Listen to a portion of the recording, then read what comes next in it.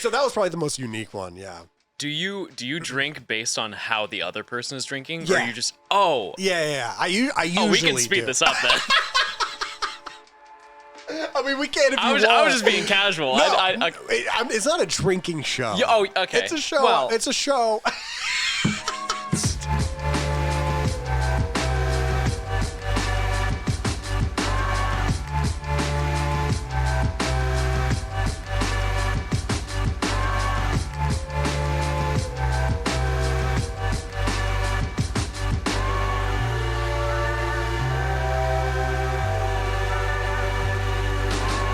Welcome to another episode of Around the Bar. Today we have Johnstone in the building. If you guys don't know who Johnstone is, he's a very popular YouTuber in the Pokemon atmosphere. He's a very interesting guy. He spends 3 to 6 months per YouTube video and they do very well. He does insane challenges in the Pokemon, on the Pokemon side of YouTube, which I have been binging lately. So I had to get him on and talk about how he does those just in general. If you guys want to see more of the podcast and you want to support the show as well as watch these episodes ad-free, you can head over to the Patreon. We do have an extended version of this episode over on the Patreon. So all support for that goes towards the Patreon goes towards the show, so we can bring more people on and more creators, fly people in, etc., etc. We have extended versions of the podcast. We have advice show with myself and Matt Craig. We have poker tournaments,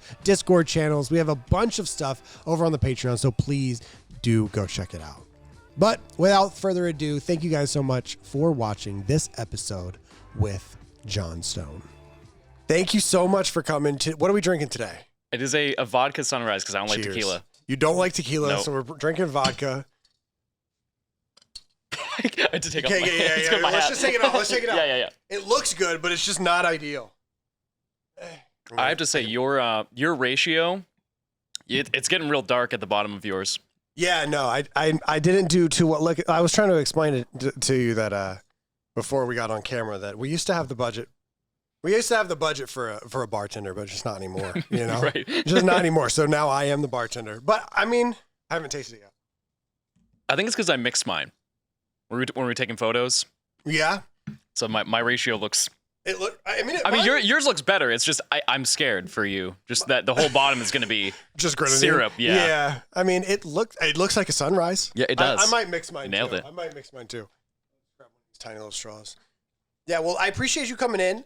For those that don't know, what are you? What are you doing? Who are you? I'm a little bit of a gamer, I guess you could say. Okay. So I do Pokemon videos. I do kind of challenges, kind of completionist style ish. Right now, I am currently trying to get every shiny Pokemon, which if you don't know, shiny Pokemon are known to be rare and elusive. Think of like a rare CS:GO skin, like a dragon lore for every single Pokemon. Yeah, in a way. that's just unbelievable. So yeah, that's kind of my game plan, and I'm not close at all. You're not. Yeah, you can't. There's no way you can be close. Yeah, I was. I got really into Pokemon. Pokemon to me is like when it comes to Harry Potter and Pokemon and Star Wars, they all come and go. Yeah. Like and recently over the past 2 months. Like Pokemon, I don't know what it was. Well, actually, I do know. I started a video and it involved Pokemon in it, and then I was like, wow, I just love it. And also, I had never used. I have an analog Pocket. Yeah, and they're great. And they're they? amazing. I didn't realize they were. I got one years ago, and I never used it. I just thought they looked really cool. So I got a copy of Pokemon Silver, and I played, and I started playing it, and I was like, wow, this is.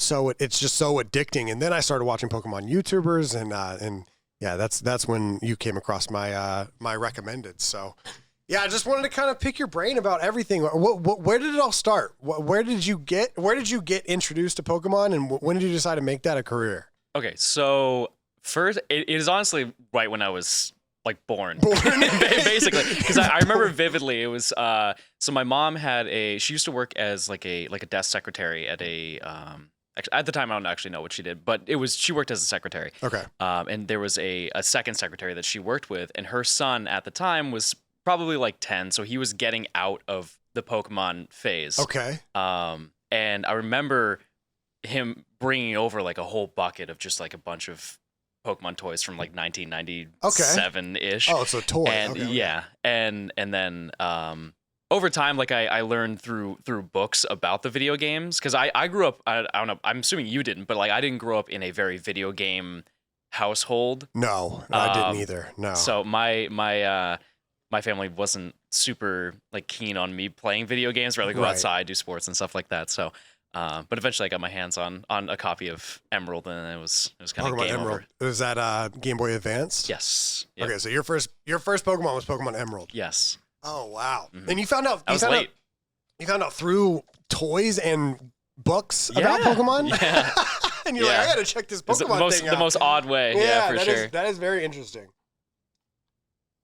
Yeah, I remember the first. I always tell people my first video game system was the Xbox original, but I mean it's not technically true because I had a green Game Boy Pocket. That was the first gaming thing that my parents ever got me. Mm-hmm. And they got me a copy of tennis. It's like you're Mario and you play tennis. Yeah. And then eventually I got my hands on Pokemon Yellow, and I mean it was over. It was over at that point. I mean I sunk so many hours into that. But my mom would say go play outside, and then I would just grab my Game Boy and go. I did the exact same. Sit on the curb and play. Yes. Absolutely, it counts. Yeah. So would you say this is your second wave of Pokemon? Did you also have the Pokemon Go phase? That I had a Pokemon did? Go phase for sure. Well, everyone did. Yeah. Yeah. And then I also had whenever COVID was a thing, and whenever Logan Paul bought all those first edition booster boxes, my fiance and I were trying to find Pokemon cards. I mean, everywhere. Like you couldn't find them. You couldn't find them anywhere. Like the Vivid Voltage era, like that whole era, I was really into that. But I come and go when it comes to Pokemon just in general. I like watching the what's the little browser game where you like have a team and it's very like oh, were you talking about like Pokerogue? Or maybe I'm not sure. Where you can think of browser games. There's like I don't know if it is it might not be a browser game. Okay. It might be like a real game, but you just have all you do is just battle someone else and you with your team of Pokemon. Oh, Showdown. Showdown is that what it's called? Yeah. Oh yeah. Yeah. So I watch like Showdown videos. I didn't even know what the game was called, but I watched like there's like a guy who makes like look goofy edits of in Showdown. I don't know who he is. Yeah. You know who it is? I've seen a bunch of them. Yeah. So I go through different waves at all, or when it comes to Pokemon, like all the different like. There's just so many elements of Pokemon that we were just talking about it earlier. Yeah. And have you always been just a fan of Pokemon in general? Have you just because it seems like a majority of your videos are the game? Yeah, no, I mean I'm a fan of everything. It is overwhelming though. There's just so much like some things I haven't ever touched, like the manga. I've just never read any of that. And I forgot that existed. Long. The anime. Haven't really watched it. Right, really? It's I think there's 1,200 episodes. I'm good. Yeah, no. Not enough time in the day. There's no shiny hunting there. Yeah, exactly. Yeah, true. But yeah, I mean, like it's mostly gaming, but the more that I'm going out to events, because I got invited last year to go to Pokemon Worlds, and that was super fun, and it definitely opened my eye to the whole competitive scene, like a lot harder than it's, because I'm a very casual gamer at heart, and so the competitive side has always kind of been a little too daunting for me to step into, and so when I was presented it in front of me, I was like, oh, okay, that I get it. Yeah. So what's like the most intense thing, competitive wise at Worlds? Like what section of competition did you really see like the most like try hard, like people really going hard for it? Well, it's definitely VGC for sure. Yeah, but I think all of them have their own kind of hustle to them because the prize pools for them are pretty ridiculous for just one singular winner. Wow, that's interesting. I think I would have thought the trading card game would be more popular than the video game tournaments. Well, right. I don't know if you've seen the TCG right now, but it is it's like it was in 2020. Yeah, if arguably worse. People fighting and stuff in Costco's. Yeah, yes, I have seen that. Yeah, I remember there's a Kroger nearby, and they did like this whole thing with this whole collab where they're putting these Pokemon stations where you can buy Pokemon cards inside of Kroger, like a bunch of different grocery stores. Okay. And I remember finding it for the first time, and I messaged my assistant. I was like, "Oh, look at this! We're gonna buy packs and open them on stream. It's gonna be so fun. And then people found out about those, and now they're like, people will just camp and just wait for them to get restocked. Wait outside of Kroger. No, they'll wait outside of the station. They'll just stand there. I saw a video of a guy who was hitting one of these, just like making sure nobody would get even close. Oh my God. Yeah. And you think they're all like people flipping the packs? Oh, yeah, absolutely. Yeah. That is wild. Yeah, to each their own. But I also, one that did kind of shock me and a lot of people as well, like when you see it happen, is competitive Pokemon Go. Yeah. It is, I would personally say it's the hardest one to get into because it's not, it's luck because you have to find the Pokemon in the wild. It's not like you can pick a Pokemon and make it insanely good. That's true. Can you use raid Pokemon?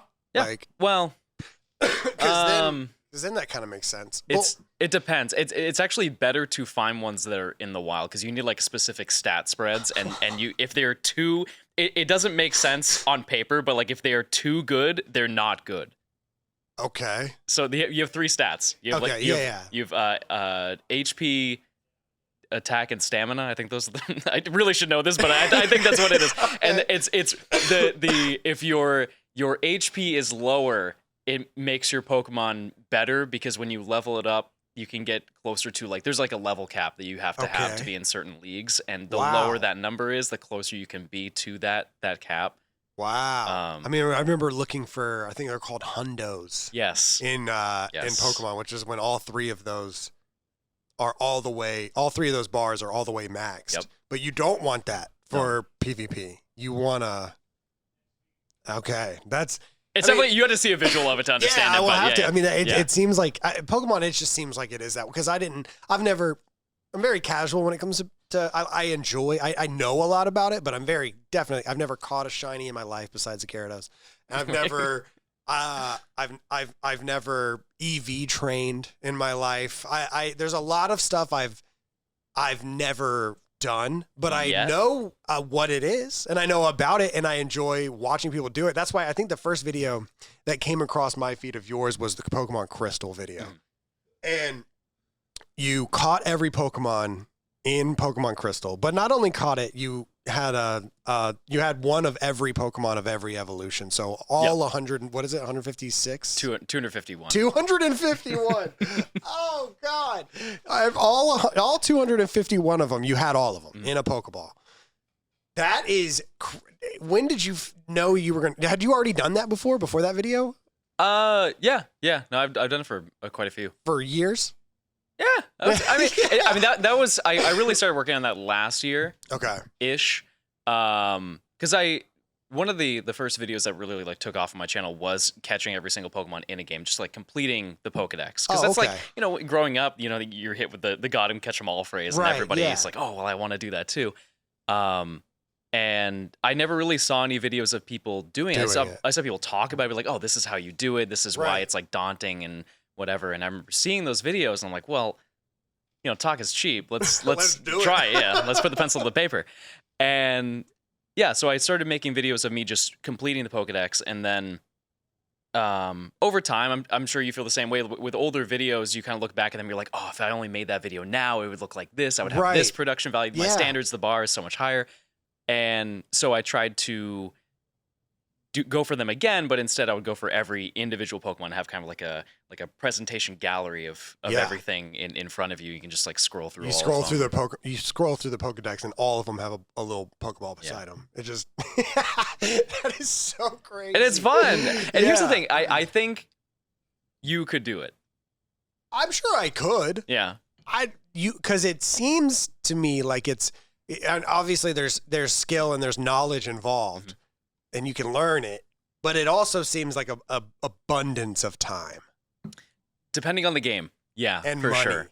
Oh yeah, absolutely, yeah. That was one thing about Pokemon Crystal, the video that I was watching, and I was like, damn, you had to buy so many things just to have the full Pokedex. Like, and that was the cheap video. That was the cheap one. What's the most you've spent on a video? Can I check?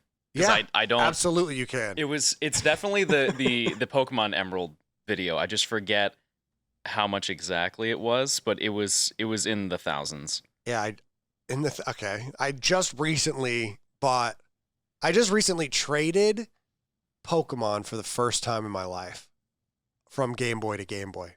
Oh, yeah, I traded I actually bought Pokemon Crystal, but it was a fake version.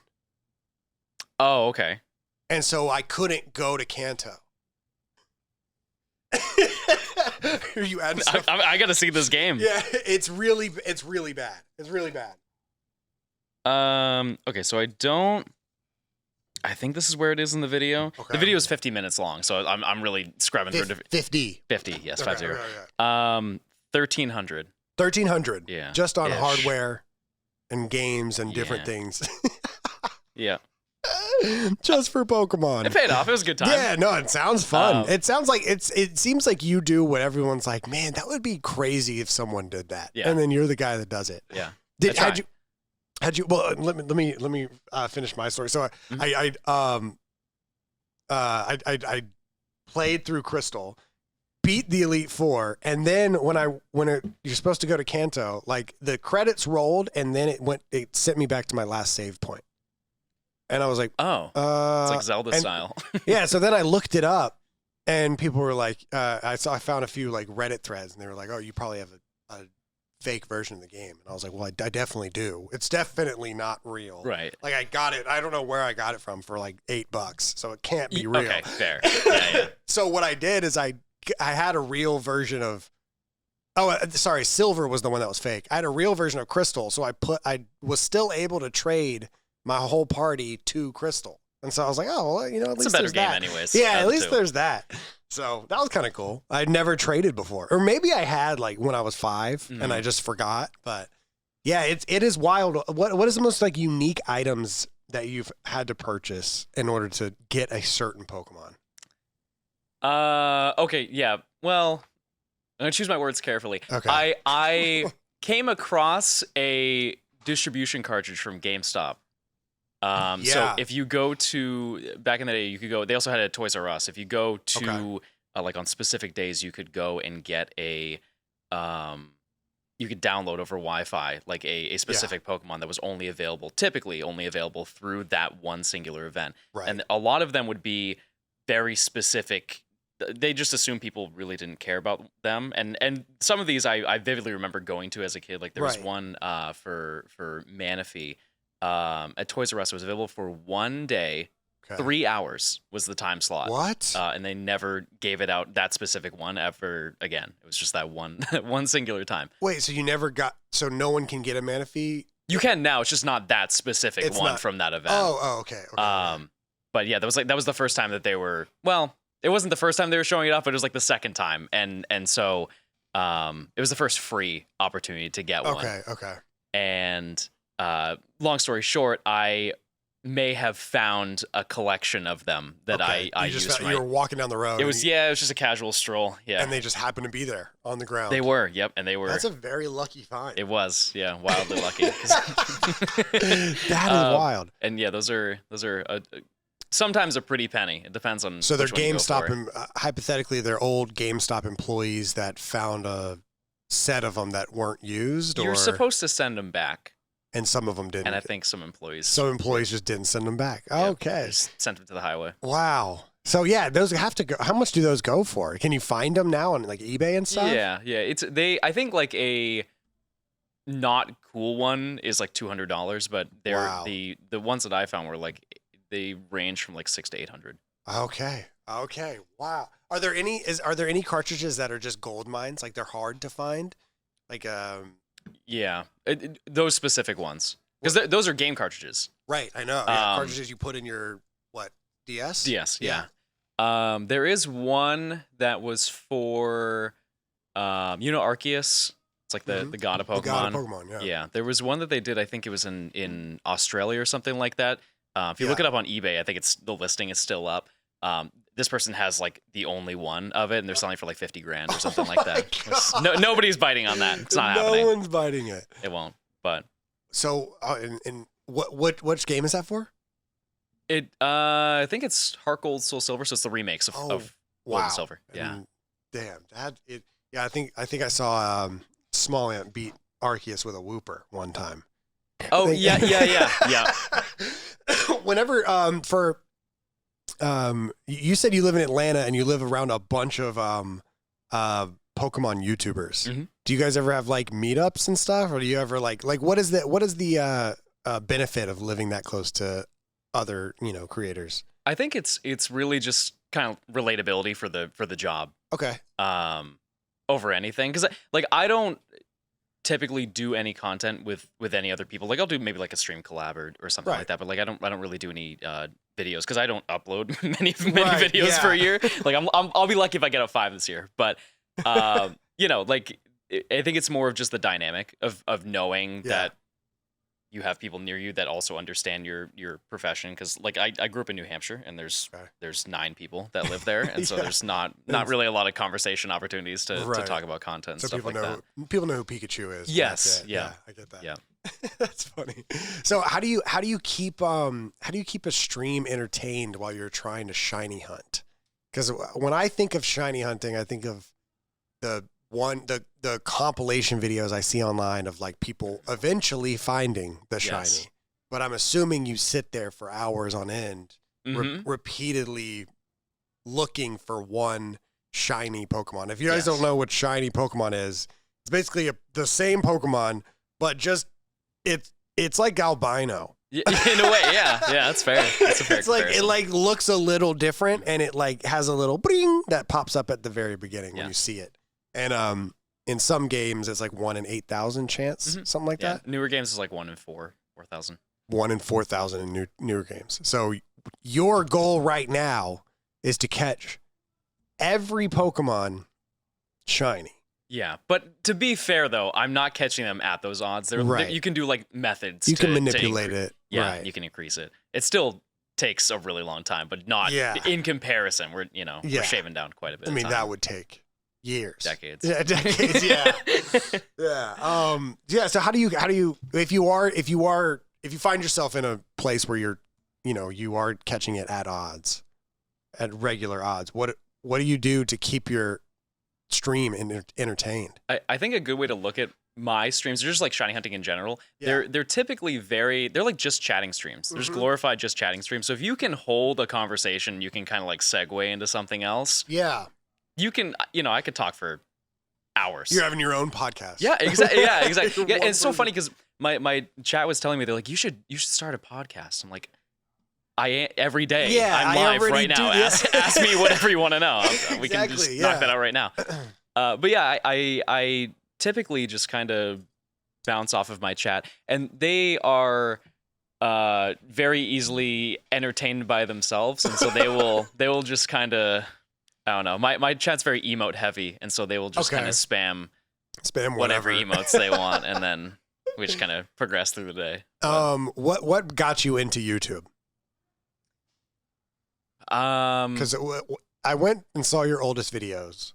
And are your oldest videos your actual oldest videos, or do you have some private? You got some private? I do some private. I always talk about it. I want to set up like a sub goal because my first video ever is Angry Birds gameplay. That's so good.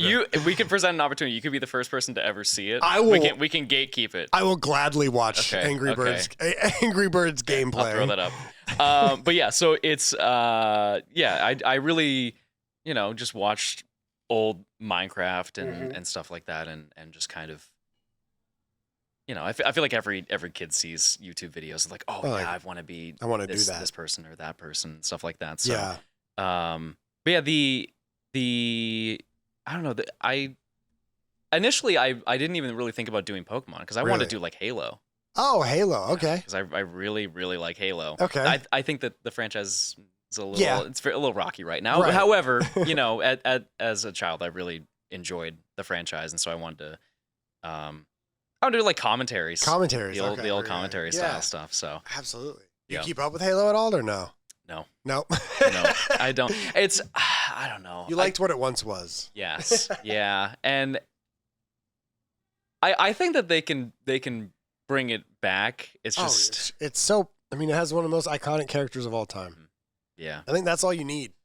You need just one. You need one thing. I mean, we're watching it right now with Marvel Rivals. Like you just need the characters and then a good idea behind it, and eventually people will hop on board. Exactly. Yeah.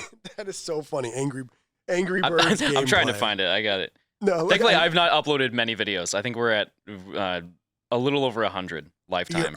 100 videos total. Mm-hmm. Oh my god. Yeah, just 100. I think I'm at a. There you go. I think I'm at like probably actually 4,000. This has 22 views. That's not bad. Okay, it was also on my.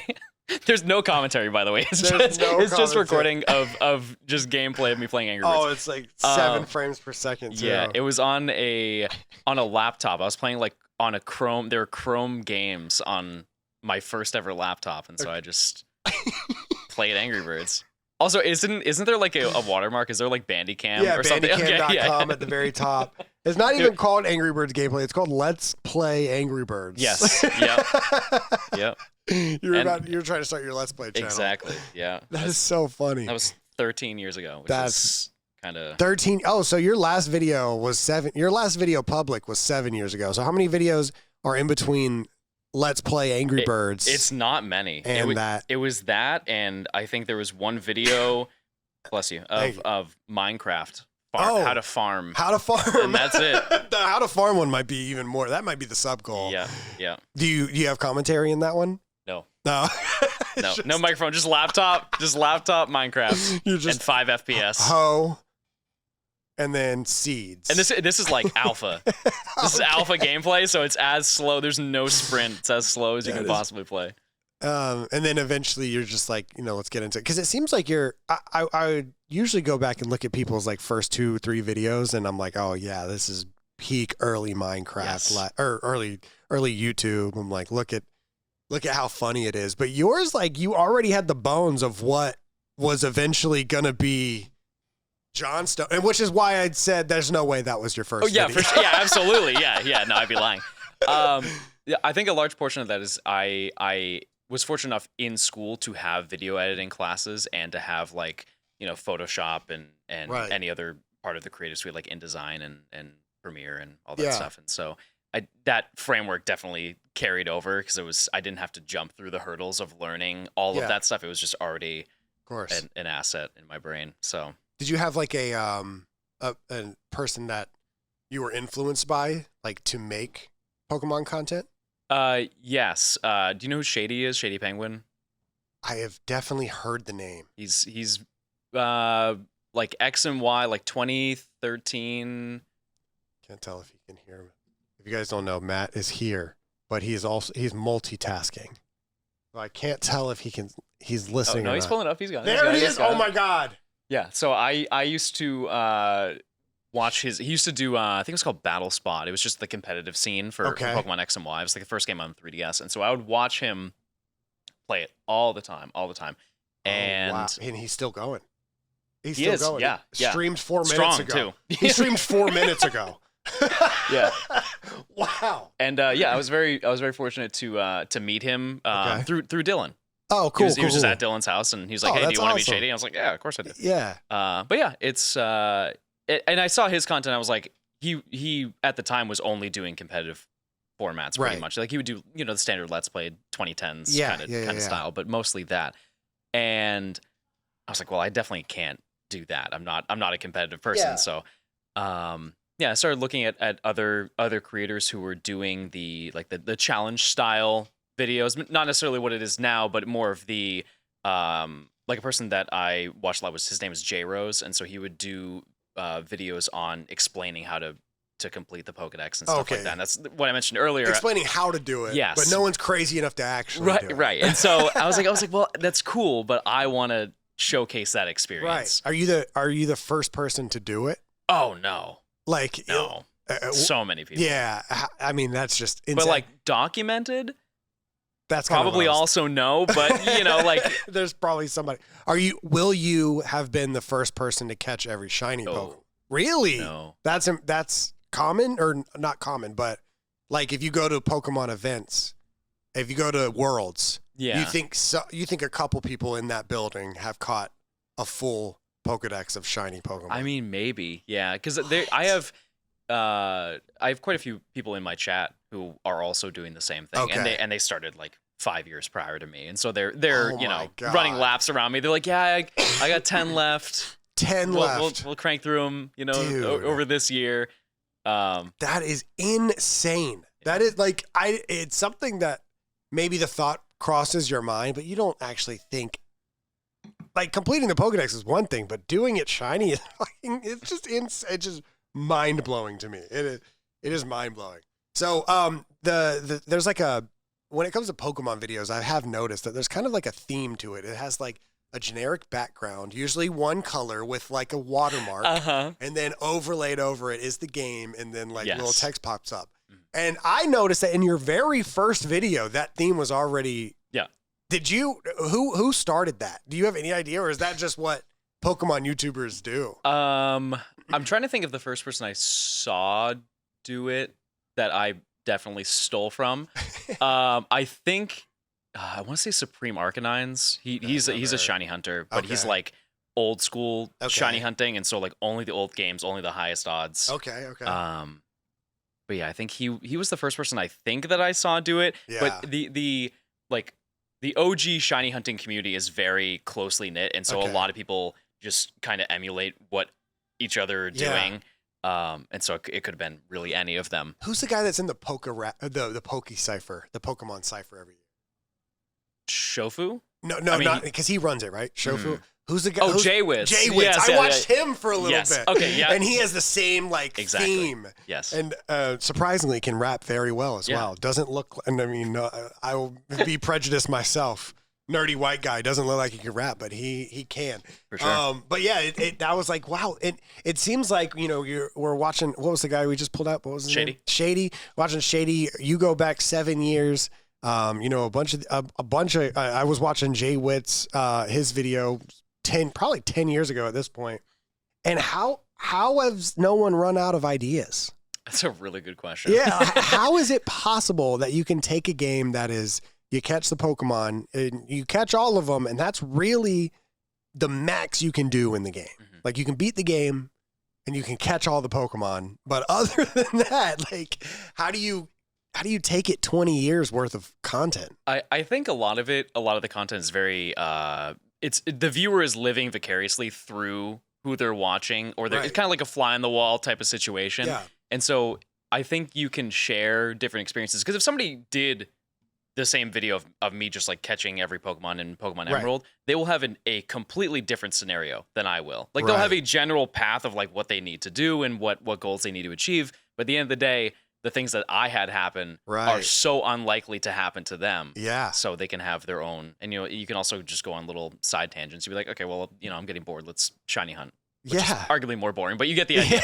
I'm bored. Let's sit here and walk in grass for 15 hours. So yeah, I don't know. I guess it's really just about perspective. Like, if you like one person that you watch, because I'm sure you've had that situation with watching COD videos where you see one person, I don't know, grind for dark matter or something like that. That's in my eyes the shiny hunting of Call of Duty in a way. That is true. Yeah, it is kind of like the shiny. You're hunting for a little shiny thing on your gun. And some people are good with snipers, some people are good with SMGs, and you get to see that dynamic. It's a totally different experience depending on the person. Yeah, that makes sense to me. What are your thoughts, and what is your relationship like with like the speedrunning community? Have you ever? So I have tried it. Okay. Not good at all. I'm actually curious, because I did a week of speedrunning Pokemon Red, and I think I could be wildly wrong, but I think I didn't actually submit the time, so I have no idea what it would actually be. But I think at the time I was in like the top 300. I think that's not bad. Yeah, for a week. Just a little bit of practice. That means you just do it. All you have to do is like 800 more weeks, and you get top 10. That's right. That's the hustle. That's the grind. Did you use the Squirtle method or the Nidoking method? I think it was the Nidoking. The Nidoking method. Yeah, I watched. I act like I know what I'm talking about, but in reality, I watched the Summoning Salt video for that like 4 days ago. Yeah, so it's a good one. It's a classic. Know about it. Yeah, I also watched Gunner Maniac I forgot about that. I watched Gunner Maniac for a while as well. So. This episode of Around the Bar is brought to you by BetterHelp. BetterHelp is an amazing service that can help you get linked with a therapist very easily and very affordably. Therapy is important. Not only is therapy important for helping you get through something that you think you need to talk to someone about, it's also just helps you stay on track. But also let's talk about the numbers. Traditional in-person therapy can cost anywhere from $100 to $250 per session, which adds up fast. But with BetterHelp Online Therapy, you can save on average of up to 50% per session. With BetterHelp, you pay a flat fee for weekly sessions, saving you big on costs and on time. Therapy should feel accessible and not like a luxury. With online therapy, you get quality care at a price that makes sense and can help you with anything from anxiety to everyday stress. I think it's awesome because of its accessibility and because BetterHelp helps you feel comfortable at all times. When I first got on BetterHelp, I got matched with a therapist, but I wasn't very comfortable with talking to them. So I only typed with them. I used like the chat interaction with my therapist, which helped me a lot. But also you can talk to them on the phone as well. Your mental health is worth it, and now it's within reach. There are over 30,000 therapists that are custom for what you need at this particular time. And also you can switch therapists at any point. BetterHelp has helped over 5 million people globally. It's convenient, and you can join a session with the click of a button, helping you fit therapy into your everyday busy life. Visit betterhelp.com/ATB to get 10% off your first month. That's BetterHelp, HELP.com/ATB. Thank you guys for watching. Back to the podcast. Yeah, it's funny because when you come back into Harry Potter, like I was telling you, like I go through like waves. When I come back into Harry Potter, you can't really do much. You can read the books or you can watch the movies. Sure. Yeah. And come back into Star Wars, there's a little bit more. Obviously, there's a bunch more books and there's a bunch more video games, and a bunch more movies. But when you come back into Pokemon, I mean, you can do anything. You miss so much. You can do anything. Yeah, you missed everything. You can do everything. And what do you think? What do you think is the most like underrated form of Pokemon media? Whether it's a game or a movie or a video or a book. I think currently, because it's mostly because I have a severe addiction to is TCG Pocket. Oh yeah, I saw you were ripping packs and stuff. Yeah, way too many. But yeah, they just introduced the competitive scene to it, and this is the first game, like Pokemon game, that I have played where I'm like, okay, I'm not good at it, but I know that if I actually try, I could, be somewhat decent at it. Because they just added a rank ladder, and I'm there's ranked in it. So you are a competitive person. I'm competitive because it's the only thing I can be competitive in. But I know that it's the only time I've been like, ooh, it would be really cool to go to a regional tournament and just try. Just try it, yeah. Just to say that I went and competed at a tournament. So when I'm 60, I can tell the young people about my tales. They say, Granddad, how good were you? You can't say, here's all my shinies Pokemon. Yeah, that's right. Here's my DS or my Nintendo Switch. Yeah, I think Leonhardt did the same thing. I think he like randomly competed. Yeah, he started I think it was this year, right? Yeah, I think so. Which I think is really, I couldn't even, you could hand me a deck of cards and I could tell you what every Pokemon was, but I could not tell you how to play the game. I think that's a big issue that I'm sure the Pokemon company knew was happening, so they released it on the phone. Yeah, and Pocket is very, very easy to pick up. Really? Mm-hmm. I might have to try. I've been trying not to get too distracted. But I've heard do not download that game. That's what I keep hearing. I keep hearing it's so good. And do you have a gacha addiction? Like you play any games where you're opening cases or? Not really. Okay. Luckily, not yet. Not yet. I downloaded this game called Balatro. Yeah. Is that how you say it? I actually don't. I've never played it, but I know of it. Don't download that shit. Okay. Do not download it. It is Matt. Have you ever played Balatro? Damn. Okay. It's crazy. It's like poke. I love poker. It's like poker mixed with, I don't know. It's like a roguelike game. It's insane. I have to stop. You gambling man? I have the mind for it, but not the money for it. And that's why you go gamble. Exactly. And that's why I stick to my phone with fake money. Because I used to do it with real money, and then I definitely had to stop. What about you? No. So my win-loss is walked in with $50, left with 60. You're up 10. Yeah. So you never have to go back Never again. have to go again. Or you buy one Pokemon pack. Or you put 60 on black, and then you get 120. Now you're up. I mean, you're just moving. I say we go to the casino right now. I said, let's go. It's an hour and a half away. That's really funny. So you eventually, how do you get into Pokemon content? Because I don't think we ever fully went there. Yeah, it was okay. So this was my last job that I worked at.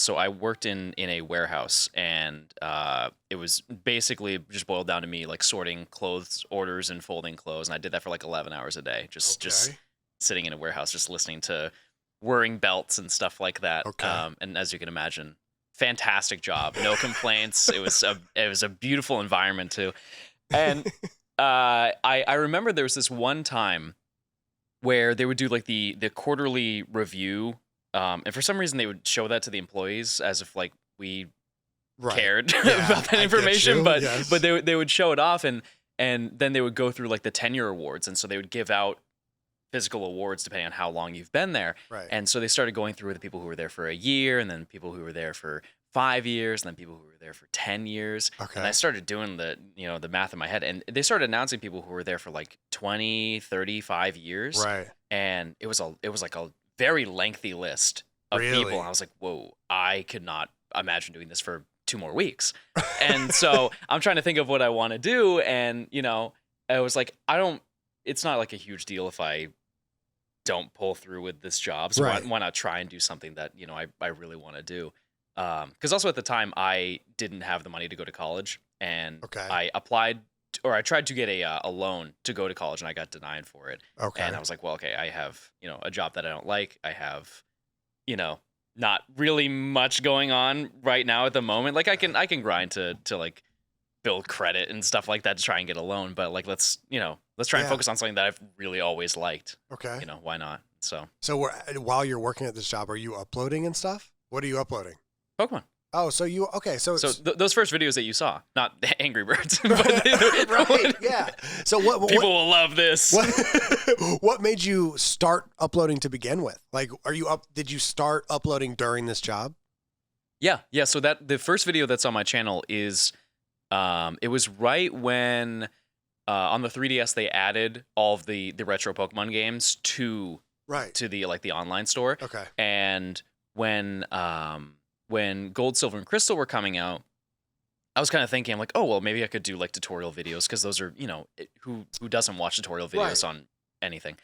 And I was trying to think of something that would be kind of interesting, and there's a oversight in the game with saving, where if you save the game and close the game at a certain point, it will save some parts of the game, but not other parts. And so I found out there's a way to get every single starter right at the beginning of the game. And so I made that video, and this was the same day that I had that whole meeting and that whole thought about really? All of this stuff was going down. And so I uploaded that video, and then the next day I woke up and I had 10,000 views. Oh my I was like, God. oh, okay, well, this is got the method. Never look back. Yeah, exactly.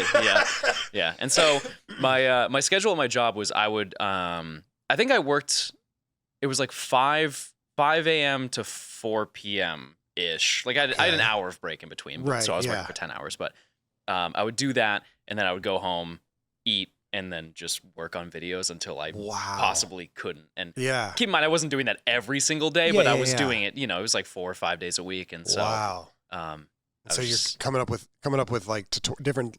So you're making tutorials back then. Mm-hmm. Yeah. Coming up with different tutorial videos for people that are downloading the old school games. And playing them for the first time, but they don't know all these glitches and stuff. That is wild. And so it's been Pokemon ever since. Yeah. I really don't have any interest. I also don't have any time to branch out to anything. It's wow. It really is. So you never 24/7. What is one game that you've actually have had an addiction towards that wasn't Pokemon since then? Since that day? Ooh. There has to be something. No, there definitely is. There definitely is. But like, I'm trying to think because I've had, everybody has like that 2 weeks of Minecraft, right? Where they just, like, grab your buddies and go. Now. Yeah. Okay. I'm on week 1.5. Where are you right now? Have you beat the Ender Dragon? Not yet. Okay. Yeah. Because usually when that happens is when everybody. That's when it's like, wait. We already accomplished. If I get Elytra, I'll just stop playing. Exactly. That's right. I've gone through phases of because probably not a surprise. I like achievement hunting. I think it's just fun. Right. And if I didn't make Pokemon videos, that's what I would do. I would do like you ever seen the Platinum dude, those videos? are so good. That's exactly what I would do. Those are really good. Maybe in the future, who knows? But one thing that I like doing is going for those in Halo: The Master Chief Collection because there are 900 or something in there, and so I'm never gonna get all of them done. But it's cool to chip away at a few here and there. So when you play Halo, you play the campaign. You don't play multiplayer? No, I do play multiplayer. Oh, but yeah, that's definitely a heavily different experience. Yeah, you can't really achievement hunt there. Yeah. Well, I guess you can. There probably is achievements. Yeah. Wow. Okay. So a little bit of FPS, a little bit of competitiveness. No. Ish. A little bit, but yeah. So have you ever gotten burnt out of Pokemon? From a content perspective or just in general? But both. Okay, so I think it's very normal to be burnt out from content, just from sure. If you're just doing the same thing, it's very monotonous. Especially what I do is very tedious and right. And so like I think I have been burnt out, but I think I'm way better at handling it now. Just after I've been doing content for 7-ish years, and so I'm kind of understanding when I start feeling that way, rather than I don't know if you've ever had it where it's like an immediate crash and burn. It's like one day you're like, "Ooh, I'm really excited to do this." God. Next day you're like, "I don't." It's usually 3 a.m. and I'm like, I figured it out. The thoughts are creeping in. I know how to take down Mr. Beast. I can do it. And then the next day I'm like, "What was that?" And you see him upload Beast games, and all your thoughts go out the window. You're like, "I can't do that. How can I keep up?" But yeah, so I forgot what we were talking about. I zoned out for a second. Do you ever get burnt out on Pokemon? Oh, yeah. So no, not really anymore. But when I wasn't making content, I did get burnt out when Black 2, White 2 came out. It was the last DS game. Yeah. Because if you remember when, like in the earlier games, they would release 2 games and then they would release an enhanced version because they just didn't have like Wi-Fi updates or anything for any of the games. And by this point, that why? Probably. I never thought about you're talking about like the yellows and the crystals and the emeralds. Yep. Yeah. Okay. There you go. Nice job. I'm figuring it out. You're getting there. Yeah, and I think that's probably the main reason. Also, just to pad a little bit of time between making the next game. Right. Yeah. But yeah, I at this point I was on my 4th game where I played the game previously in the previous year, and so I was like, you know what, I know exactly what's going to happen. And that was the one game that should have been an exception because it is vastly different than the previous games. Black 2 and White 2 are different than Black and White. Yeah. Why does Nintendo do that?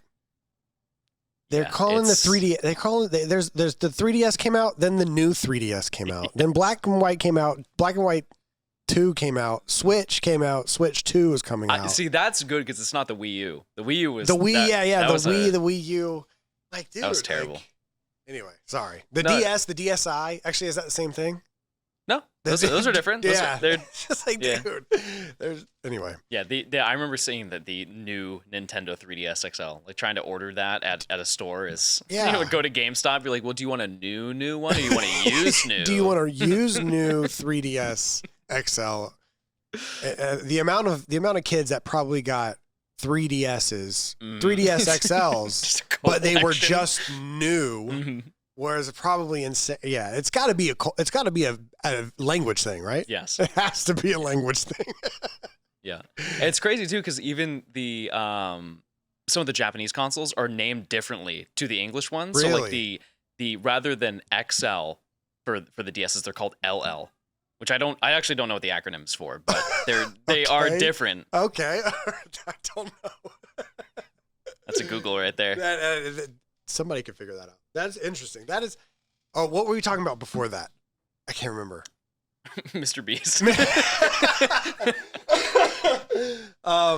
You were saying that, like, kind of what you were saying with Minecraft is like you play that 2 weeks of Minecraft, you beat the Ender Dragon, and then you don't play Minecraft till the next year. Yeah. I mean, that's how everyone but you is with Pokemon. You beat the Elite Four, and you're like, man, that was fun. But Let's do it tomorrow. I'm not doing that again until the next game comes out. Yeah. But you managed to keep it up. So do you ever feel like, I don't know. Do you ever feel like a hype that you're starting a new, because you start that new Minecraft world and you're like, oh, I'm excited to punch the tree and make the house and all that stuff. Do you have that still with Pokemon? Mm-hmm. Yeah. That's wild. It's kind of corny, but I do like sharing the experience, you know, with whoever's watching the video, but also like live. I have like this whole, because like I can show you one of the spreadsheets that I make for my videos when they are, you know, like for the Crystal Pokedex one, I have a whole spreadsheet in order of everything that I'm going to do, when I'm going to do it, how I'm going to do it. And I think that it's cool to kind of workshop all of that, put that together, and then be like, here's all the stuff I'm going to do. I'm excited to show it to you. Let's like journey through this together and experience it.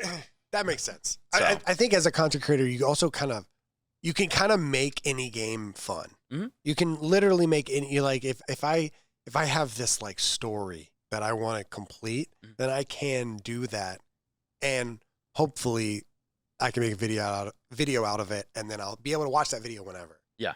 How often do you ever go back and watch your own YouTube videos?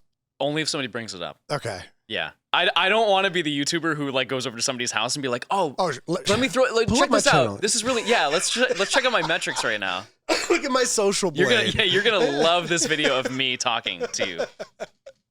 You also have, I feel like you also have a unique, like you're on a unique side of the internet too. Like Pokemon videos, like especially like figuring out the Pokedex from a game that was 20 years that, you know, came out 20 years ago at this point.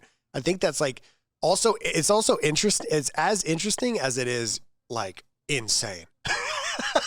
I feel like if it's if you're at a party and you're telling people, or if people find out that you're making videos on, you know, Pokemon Crystal and you're speedrunning Pokemon Red for a week, like the game that came out when I was a kid, like you're still playing that. I have this vivid memory. This was at this was TwitchCon last year. I had a friend who invited me to a club, and I remember I was meeting some of this person's friends, and there was this one girl came up to me. She asked me what I did. She's like, "What do you do?" I was like, "Oh, I make content." And she looks at me. She's like, "Okay." She's like what? I'm like, "Oh, I like stream Pokemon and make Pokemon videos." And she looks at me all puzzled. She's like the games? And I'm like, "Yes." And she goes like, she has like a drink in her hand. She goes like this. She's like, she just shrugs and then just walks away. I'm like, I didn't know that wasn't a valid answer. I'm sorry. It's just funny because if you would have said, "I play Among Us," she would have been like, "Really? Wow, yeah, imposter, yes." But the fact you play Pokemon is really funny. Let's see if I can find that spreadsheet that I was. I wonder if every Pokemon YouTuber has that. Like, I wonder if every Pokemon creator, content creator, YouTuber has had that moment. Like, what exactly do you do? Yeah. So oh my God. So it has all the Pokemon. It says all the locations for it. You can sort it by game that I play. Has percentages for spawns and full breakdown of everything. Has a counter, so if you check everything off, it'll tell you and it'll update live on stream how many I've caught. Did you make this, or did your assistant make it, or? That one specifically, yes, I did make that one, but my assistant has helped me on two recent ones, I think. Kind of workshop together on them. Yo, this is insane. And so that one actually started from, I did a subathon where I caught every single Pokemon. Okay. And so I just basically kind of copy and paste that skeleton of that and just bring it to every single future video that I do. But it can't happen without it. Right. Because I can't just, there was actually one day where I woke up and I was like, oh, you know what? I would love to play through Heart Gold Soul Silver and catch every Pokemon. Yeah. On paper. Cool. Sounds fun. Right. It was like day 2 and I didn't prep any of it. I was like, wow, I'm just aimlessly walking around. There's no plot to this story whatsoever. Yeah. And so you kind of have to plot out the story of exactly where you have to start, how much hardware you have to buy, and how many trades you have to do, how many times you have to go back to older games. Yes. Yeah. It definitely put in perspective because a lot of people would be like, I don't know how you do it. And I'm like, well, just plan. Yeah. If you just organize some stuff, you can put it together. And, you know, putting into like what they initially think of just, I'm just going to start catching Pokemon. Yeah, exactly. It is unbelievably daunting, especially in the older games because they were wildly unfair with how, like, in towards completing the Pokedex. Right. Because you would have to have 2 games, 2 Game Boys. Or more. Yeah. Oh, what do you mean? Like what situations would you have to have 2 more? So the issue with Pokemon Emerald, like Ruby, Sapphire, and Emerald, it was not compatible with Gold, Silver, Crystal, like the first 2 generations of games. Right. And so they had to find a way to sneak all of those Pokemon in to Ruby, Sapphire, and Emerald. So they made Fire Red, Leaf Green, and that got all the Gen 1 Pokemon, so that took care of that. But then the Gen 2 Pokemon, they didn't have any way to kind of like sneak those Pokemon in. And so what they ended up having to do is they released 2 more games for the GameCube. They released Colosseum and XD, and you need those 2 games, and you need to catch everything in those games in order to move everything to Emerald to complete the decks. Yeah, I think I saw a video one time of a guy who, I thought it would be interesting to catch a Pokemon in Gen 1 and take that Pokemon all the way to wherever we're at now. What is it? 9. Yeah, Scarlet. Yes. Take that one Pokemon all the way to Scarlet. Mm-hmm. But obviously there's that little gap between 2 and 3. Can't do. But then I saw a guy say that he figured out a way to do it, and then I watched the video, and he started in Colosseum, which is like is it Colosseum that's like really weird? What's the one where there's like you look like an anime character, you're running around, you catch dark Pokemon, and then you purify them? Mm-hmm. That's Colosseum? Yep. Yeah, it was crazy. And then he took that Pokemon and went all the way. Yes. Have you ever taken a Gen 1 all the way to? I mean, obviously you probably have. What the fuck? What am I talking No. You can ask. There's nothing wrong. Like you no say, wrong have you ever questions. drop shot before? You ever heard of the DSR? It's a new one. That is so interesting, man. It is it's very. What is your relationship like with modded Pokemon games? Like ROM hacks and stuff like ROM that. Hacks. So I think a lot of the content that I do from the viewer perspective is nostalgia based. Right. Where you see and you're like, oh, I remember, this, that, and the other. Yeah. And with ROM hacks, I never grew up with them. They are a huge and in some ways integral part of the Pokemon community for sure. But I've never had any attachment to them. Really? And so I don't have any interest in doing them. Wow. It's also like a time thing. Like I generally don't have the time to do a lot of things, but if I do, I don't want to spend it doing Pokemon. That is true. Yeah. Which I feel like I need to clarify. I do not play Pokemon outside of content. Oh, like it's really? just not like there'll be sometimes I'll play like pinball, but that's not like it's not really in the same realm. Or Pokemon Pocket? Are you opening packs? Oh yeah, for sure. But like if I'm not doing anything that's related to the videos that I do. So you're not on your Switch like in the airport, like still grinding. No, because there are some banger Switch games. Like there's like I don't know if you've ever played Picross. I feel like I'm a grandma. Like no, I've never played any Switch game. Like I have a Switch and I played a little bit of Let's Go Pikachu and I played a little bit of Zelda Breath of the Wild. Mm-hmm. But I love this. I love how the system feels, but I've never really gotten into it. So what games were you about to talk about? I play games like for the elderly. So I play like Picross, which is like a dot and boxes type of game, and you make a picture. I would love to show you sometime. It's fantastic. It's a beautiful game. Okay, Picross. Yeah, it's great, and there's so many of them. It's cheap too. Anybody can buy it. I feel like I'm doing a sponsor. Matt, can you look up Picross? No, I want to know what John's talking about here. Can I just pre-fire your reaction? Yeah. Oh. Okay. Yeah, this looks so fun. Yeah, no, it's just a puzzle game. It's just like something because I think that the worst part of a flight is being on the flight. You just want to get to where you want to go to. Yeah. And I think puzzles do a really good job. They do a really good job about like taking you away from that. This looks fun. Don't lie.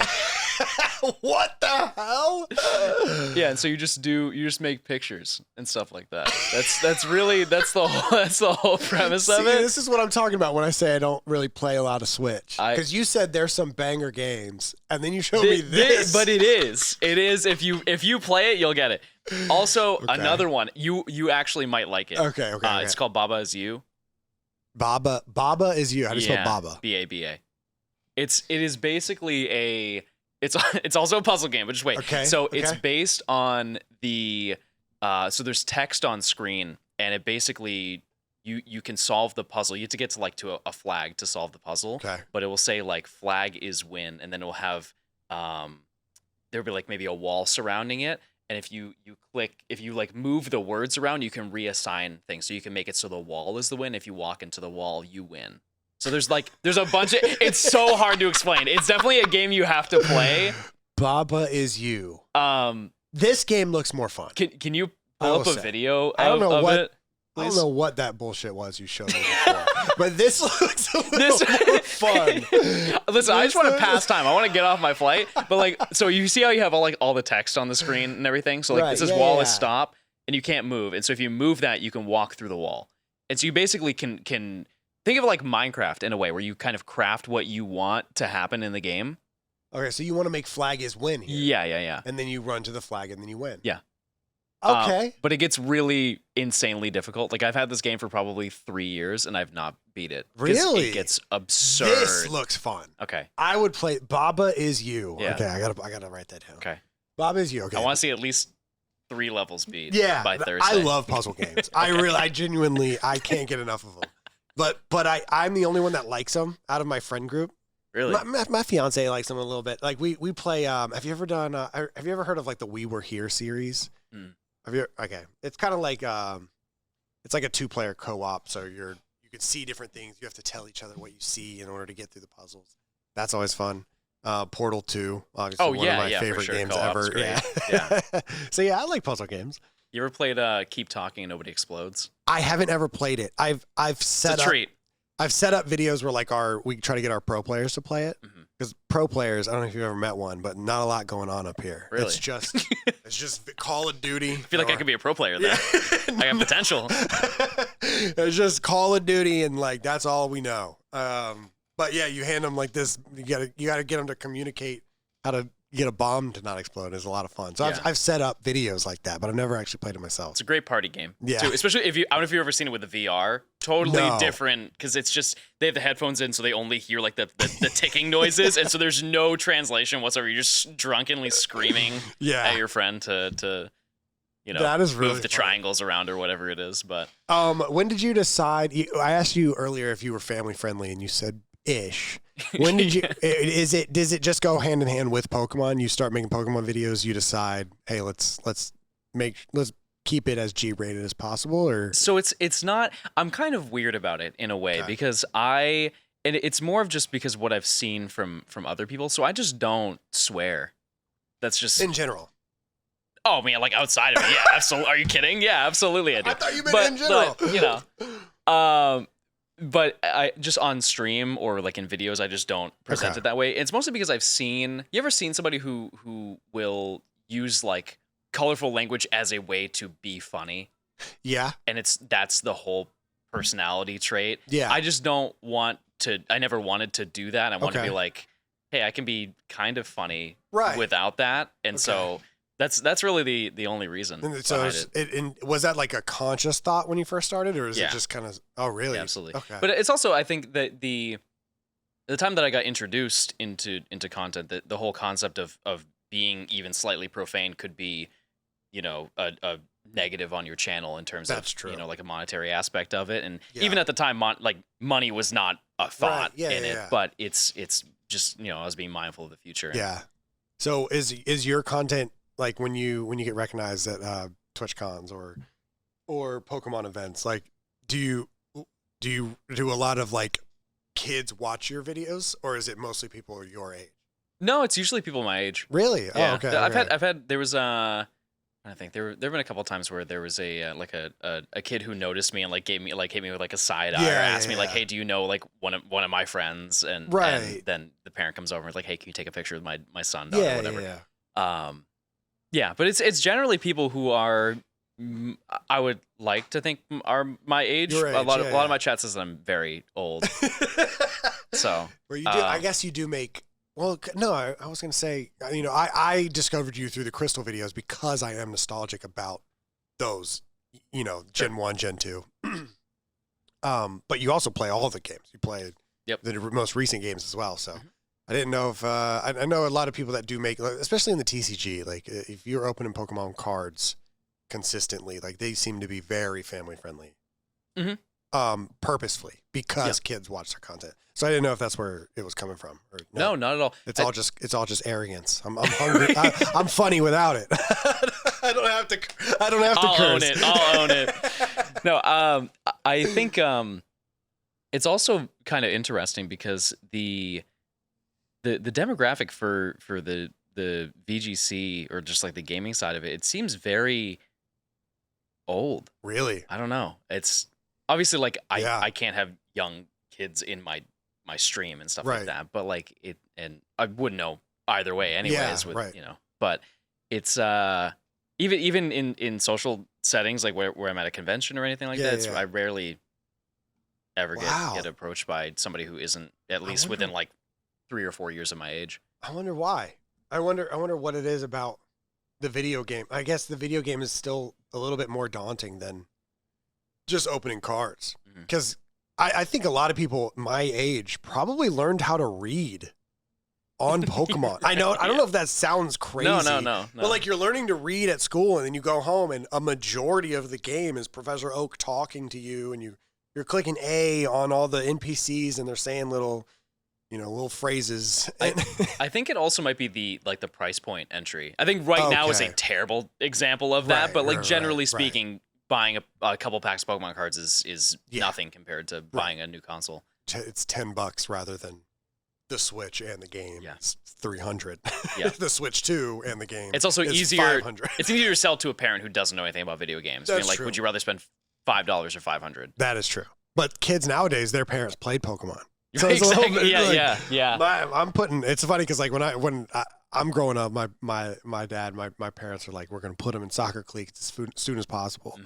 I'm putting a controller in that kid's hand. Yeah. As soon as possible. There's money in this. You're gonna grow up. You're gonna be a pro. You're gonna grow up and catch every shiny Pokemon, and then you're gonna buy me a house. Yeah, I mean this is like a perfect dynamic for any competitive child. Right, it's like you could not be more set up than right now. That is so funny. How nerdy are you about content?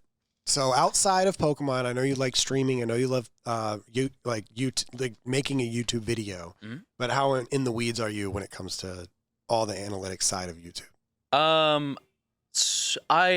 There was a point where I was very analytic about it. Okay. I can see in your eyes that you want. I love this shit. Yeah. I love it. I love Pokemon and I love YouTube. Yeah, I think that there's a tipping point though. Like when I would look at analytics and this is like a super long time. This is like 2020, and I would see some like a dip and be like, what do I have to do? Yeah. It's a wrap. Oh, it's a wrap. You thought it was over. Yeah.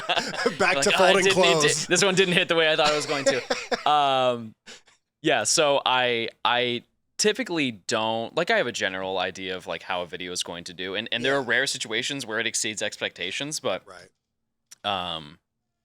yeah, I like the concept of it. I just don't like, it's more of a fear of failure, which I think that everybody deals with in their own way, whether it just be like, delusion, which is my section, or it's just kind of acceptance. But there have been points of being over analytical about it? Yeah. It's like my Shiny Dex videos, like I wanted to, like the last one I put out, that was poured everything into it. Like I was like, we're gonna make sure the retention on this is gonna be stupid, and I want to make sure that this is top to bottom an unbelievable video. Yeah, the Sinnoh one. Yes. Yeah. Yep.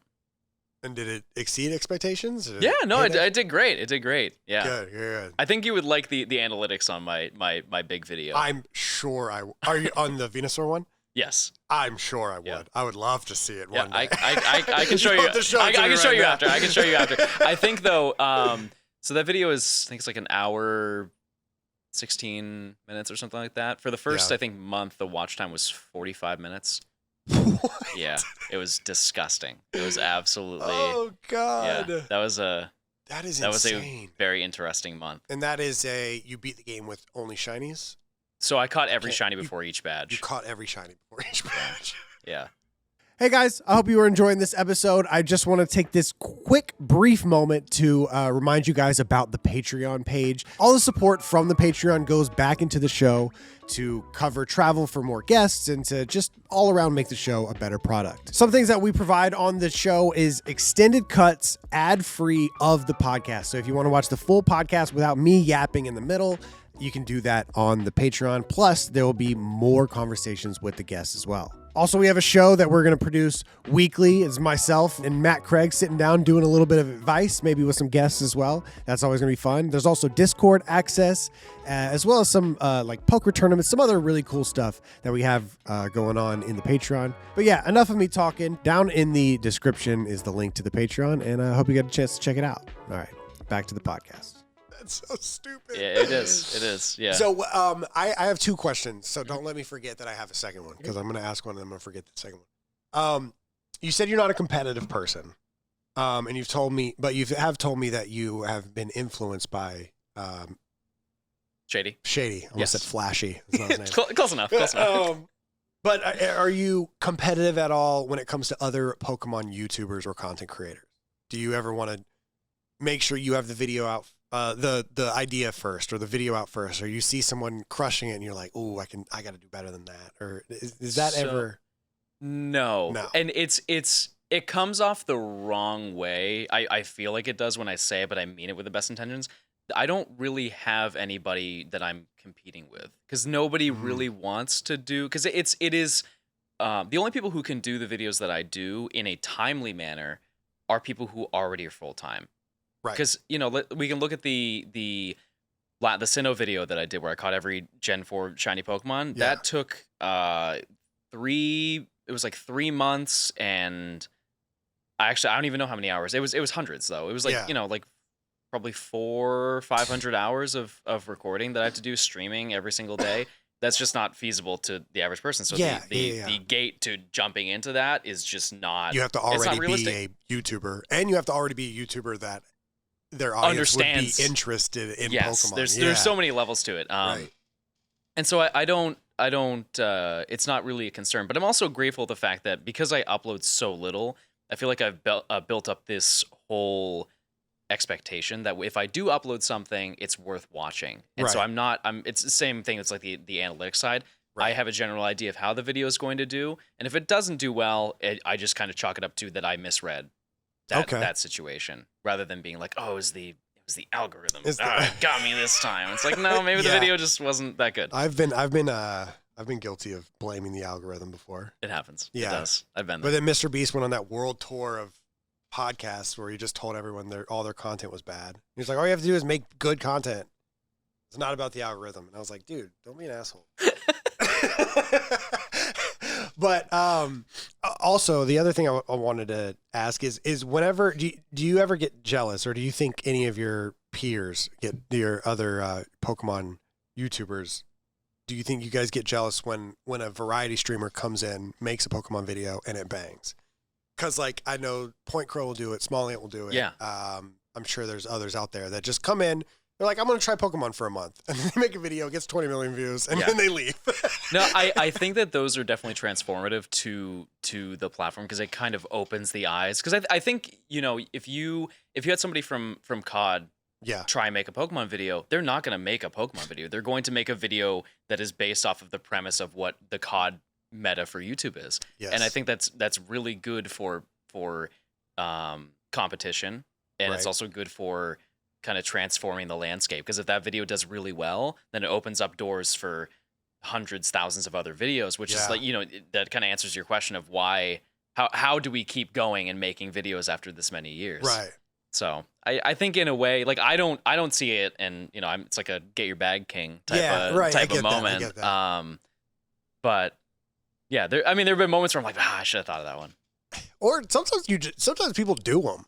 Like I think when I forgot. I think it's Smallhand that did it. He did a video, and the thumbnail is like I beat a Pokemon game with only shinies, and when he did it, when I saw the thumbnail, I was like, there's no way that's even possible. I mean, this sounds like I'm just new. I don't know that much about Pokemon at the time, like to that extent. Yep. And then I watched him do it, and I was like, wow, that's insane. There's no way, like, he's got to be the first person to ever do that. And then and then the recommended start flowing in. So I'm sure those help as well. Like when Ludwig does a Nuzlocke and small, like these variety streamers come in, and it's funny because I've been involved in the Call of Duty community, the Halo community, the Smash Brothers community, and that never happens for those communities. There's never like an XQC is not going to randomly play Halo for a month. Like that's just not going to happen. Yeah. So we don't really get to reap the benefits of it. I think the Smallhand video was also a really big moment in the community as well, because it definitely put eyes onto the concept of that, because that's been around for so long. Like it's called a badge quest, just shiny badge quest. Badge quest. Okay. Yeah.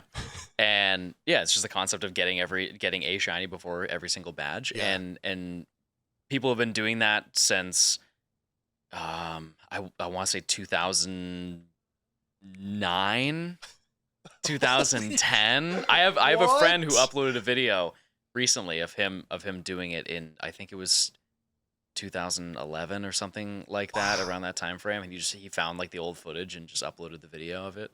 What? Yeah. See, none of us know that. Yeah, exactly. Yeah, and I think that like while Smallhand's video when it came out, I think people were like, oh well, other people have done this before, kind of deal. I can imagine there would be a little bit of that internally. Yeah, because the shiny hunting community, like the older original games where the odds are higher, it is a smaller community than the current, because it's relatively easy to get shinies in the newer games. Okay. And that's why I set a limit for myself. Every video that I do, I'm like, I'm only gonna do like 20%, 25% of the shinies that I need to get is only from this game, because the video would be in a weird way, it'd be done too quickly, and I think there's not enough story to tell. There's not enough I get that. Journey to go on, right? So being put on to his video, because that video is I don't even know how many views it has now, like 20 million or something. Ridiculous amount. Absurd. Yes. I think in a way it did make some people upset, I'm sure, just because they were like, oh, I uploaded this video a decade ago and it got 10,000 views. This is a little bit unfair, but it did put eyes onto that, so it brought advanced the path of more people wanting to see that type of content. Of course. How often does somebody make a video and you're like, wow, that's unique? That's something that, because Pokemon, it's kind of like the idea. It seems like the idea, and then like little sprouts of like creativity off of that. How many times does somebody go way over here and you're like, wow, what a video? Admittedly, it's kind of rare. I think generally with a lot of the Pokemon community, it's like one person does an idea, and it's like, ooh, this one can be repeated in 700 different ways, and then everybody's like, okay, I want to see how many times I can also do it 700 times. And there's nothing wrong with those videos. It just, I think that there is a like the community goes through phases of wanting to jump from idea to idea, and a lot of the videos can seem to be the same as other people. I think that also is a factor of why my channel is so it has to in be. the state that it is, just because there are videos that are relatively in the same vein as what I do, but it's not, Who was I watching earlier? Another one that I think it's on. If you've ever watched a Pokemon video, it's definitely showed up on your recommended. It's a guy walking on a he's walking on a treadmill, and there's a green screen behind him. Oh, Frank. Asteroids? Okay, Asteroid videos? That video was insane. It was the Pokemon sizes? Yeah. Yes. He's walking. I don't know if you can find it, Matt. Are you still editing? Pokemon sizes modeling.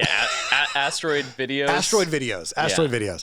He's walking on a treadmill that's not going. He's walking on a treadmill, acting, and then there's a green screen behind him, and he's walking through 3D models of how big Pokemon actually are. Yes. And what a unique video. Yeah. Like, And you know what's funny is when I saw that video for the first time. Yeah, it's that video. Dude. When I saw him do it, and he's walking with the treadmill, I'm like, man, that is such a really good green screen. How is he doing that? And then it cuts to him just walking the treadmill. I felt so stupid when I saw that, just unbelievably dumb. But yeah, it's his quality of video is just, I mean, it's unbelievable. That is amazing. The amount of effort that he puts in, and all of his videos are, I think the best word I can give is like quirky. They're very him. As a person who knows him quite well, it's very his humor, his own style, and like I said, there's nobody who's really doing what he's doing. He's got Vinny. Which I don't know if that's height accurate. Yeah, like dude shows up like just walking on the treadmill. Dude, what a good video. Yeah, that's what I'm saying. Like it seems like from the outside looking in, how the hell can you make Pokemon content for so long? But you guys are all figuring it out. Yeah. And you guys are all in Atlanta. It has to. If you want to be a good Pokemon YouTuber, first thing you have to do is move to Atlanta. Yeah, that's the number one. That's the number one thing, and then you can buy a Game Boy. Exactly. You just then start. Right. And you'll get there. Yeah. That's also one thing that is nice is that all of my friends are doing well. With their content. Of course. Everybody moves at their own paces, right? But yeah, it's never. I think everybody's kind of also in their own lane because a lot of my friends do the same type of content, but they also do it with each other, and so they kind of grow as a collective, but individually at the same time. So rather than being on a team, they are a team on their own. Right. Yeah. Which is, I think like Optic has that as well. In kind of. Yeah, we have people doing their own thing. But we all come together here once to twice to 3 times a week. Sure. Make collective videos. So you did, do you like being out on your own and doing your own thing for your videos? Yeah. Do you ever see everyone else collabing or like, collabs and stuff? And how often do you collab? I would say from a stream perspective, relatively often. I think I do pull people onto stream. I have some plans to have like do some shiny hunting related content with other people, and those can be fun. But in terms of doing dedicated videos, not like super often. Yeah. Because it won't be on my channel, so it's gonna have to be proposed to me. Okay. So. And then it has to make sense. Yes. You're like, I have 500 more shinies to catch. Exactly. And you want me to play through Pokemon Crystal variant 5. Exactly. Yeah. Yeah, that's interesting. Yeah, that is man, it's such a unique world. I love it.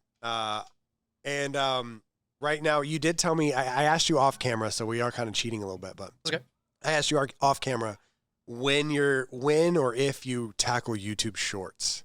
And you told me you have one goal in mind before you do all that. Yes. And that's to hit 1 million subs. Yes. And how hard is it to hit 1 million subs only doing long form videos? So yes, please. At my upload rate, it's slow. It's got to be insane. It's pretty slow. But I think like the one thing that is nice and kind of shocking is that every year that I've made content, it has only been better, which I feel like is kind of rare for a lot of channels in terms of your content has been better. Performance. Oh, yeah. With like viewership and the whole works that go with that, and so yeah, I think it's nice, and I kind of forgot what we were talking about. Sorry, I saw you walking away, and I'm like I'm on my own. That happens every day. Okay. I get up and people are like, "Where are you going?" It's okay. What was the question again? That's okay. No, I forgot it. What was it? I had. You said luckily. Let's ask the viewers. Let's see what they think. You said luckily every year it gets better. Talking about your performance. Yeah. I forgot what we were talking about. Yeah. That's okay. It's the drinks. They're flowing. All right, we took a break, but we found out what we were talking about. We were talking about 100 subs. A million. A million subs. I would hope. Check your channel right now. They're all gone. How do you get to 100 subs? It would be more impressive if you got to 100 subs rather than a million. That'd be a crazy run back.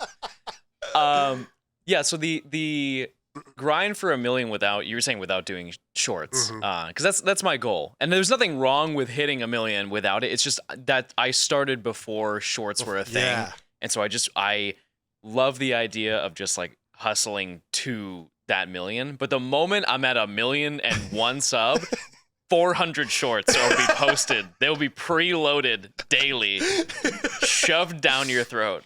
The tutorial videos are coming back. Yeah, one actually for every Angry Birds level. There will be one. There will be one. You want to know Angry Birds? It's funny because talking to Mystic. Yeah, look, you don't even have a shorts tab.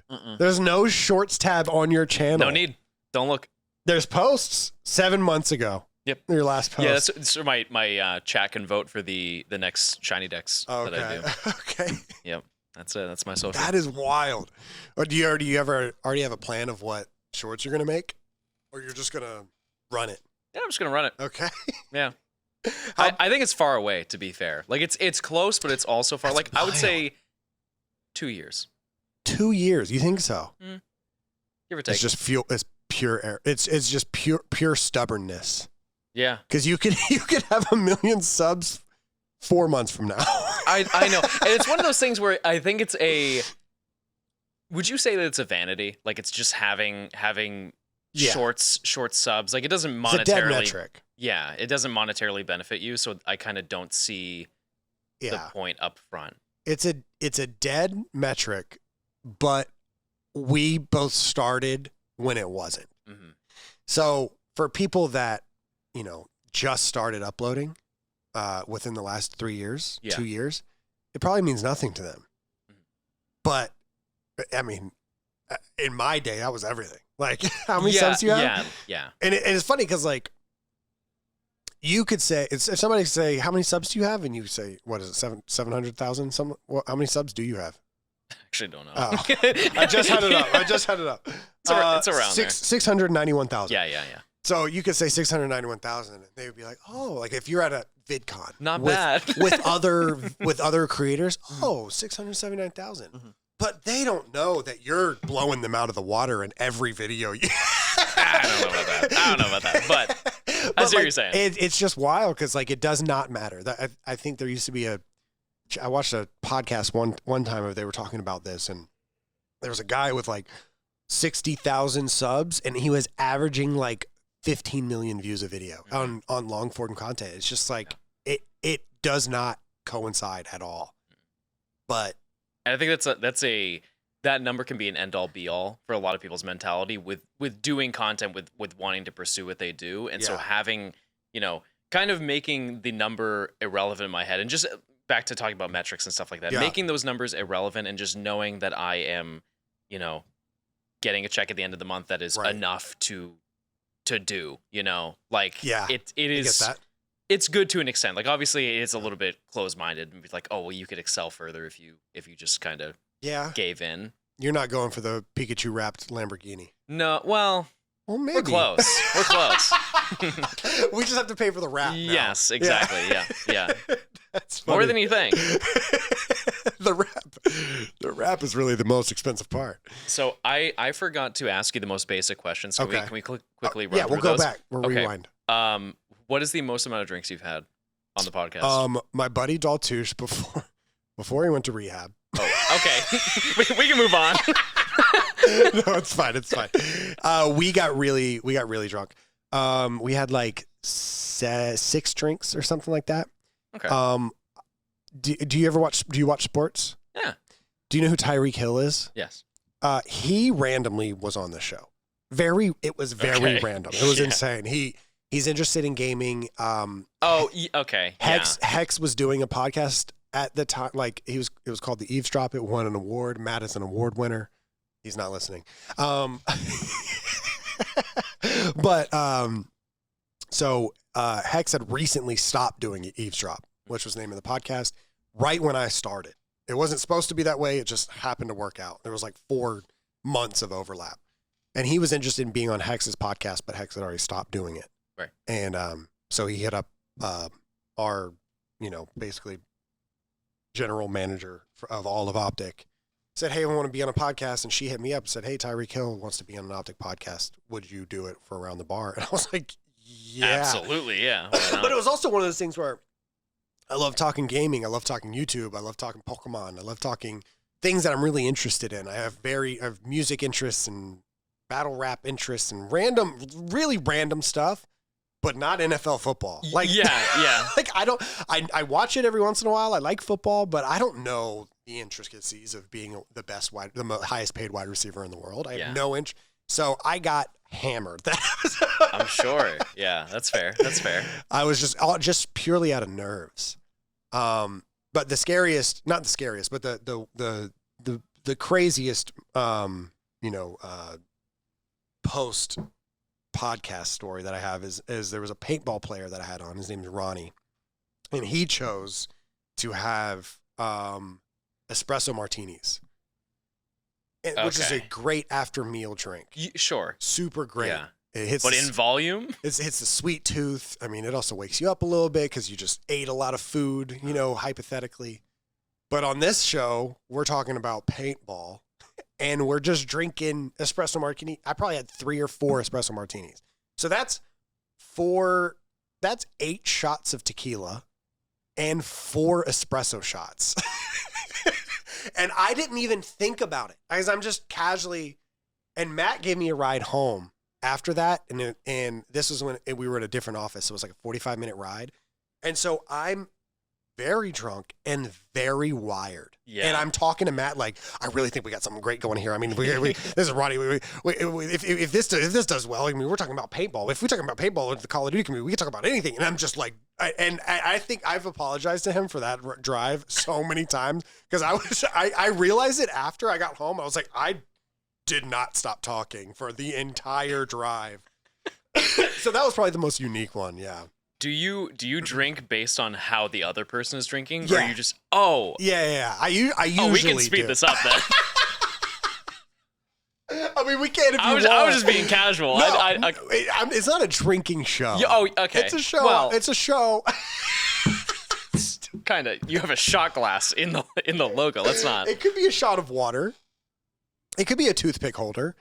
I would say it's a show where we drink, but it's not like a get drunk and tell stories. Yeah, that's fair. But we can get drunk. Yeah, yes, but absolutely. I've had plenty of sober people on. I've had water twice. Mm-hmm. Plenty of sodas. Like, it's fine. It is whatever the person. Because some people get here and they're like, let's start drinking. And I'm like, it's one of those. Yeah. But then sometimes I'll pour one drink and we have one drink. So it really is whatever. That's fair. Is there any one where you've turned down the drink that was chosen? Like, has anybody been like 2% milk? No. Okay. No, I'll drink whatever. All right. Well, if you want me back. Pickle juice? Yeah, that'd be great. Yeah. Wait, have you ever seen the moonshine? They have the no. You can get these jars of moonshine that have you can put like cherries in it, but they have like peaches, they have pickles. Really? Yeah. Yeah, that would be a horrible that would podcast be really for tough. you. Luckily, I have a little bit of cheat code because I have something called sinusitis, so I don't have a sense of smell. So my taste buds are like 10% of what your taste buds are. So I could drink pretty much anything and I'd be fine. Wow, okay. Which is a little bit of, it's like it sucks all the time, but very rarely do I get to use it to my advantage. Interesting. Okay. So yeah, so no food reviews at all. No food reviews. No, I think everything tastes good. Okay, that's great though. It doesn't be taste a bad reviewer. But... Yeah, I've gotten surgery on it twice, and both times I got my smell back. And I mean, I eat everything when I have my smell back and I can taste.